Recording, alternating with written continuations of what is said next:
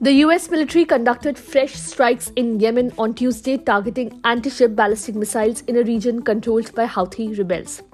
Simultaneously, a Greek-owned vessel in the Red Sea was hit by a missile.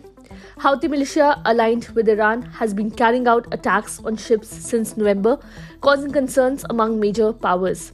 These incidents coincide with the ongoing conflict between Israel and Palestinian Hamas militants in Gaza. The Houthis claim to act in solidarity with Palestinians and have threatened to extend attacks to include US ships in response to American and British strikes on their positions in Yemen. The attack by US came as the Houthis reportedly struck a Maltese-flagged bulk carrier during the skirmish, and a day after Houthi forces hit the US-owned and operated dry bulk ship Gibraltar Eagle with an anti-ship ballistic missile.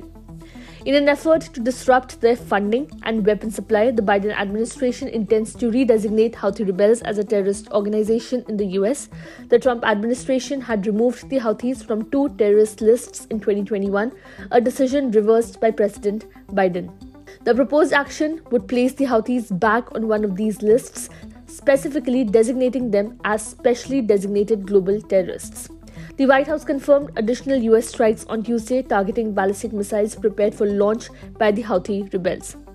"We are not looking to expand this. The Houthis have a choice to make, and they still have time to make the right choice, which is to stop these reckless attacks," White House spokesperson John Kirby said.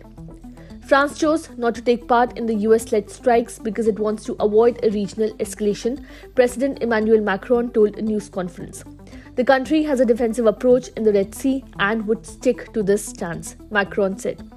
A Malta-flagged, Greek-owned bulk carrier, the Zografia, was targeted by a missile while navigating the Red Sea 76 nautical miles northwest of Yemen's Salif port, according to a security firm and Greek shipping ministry sources.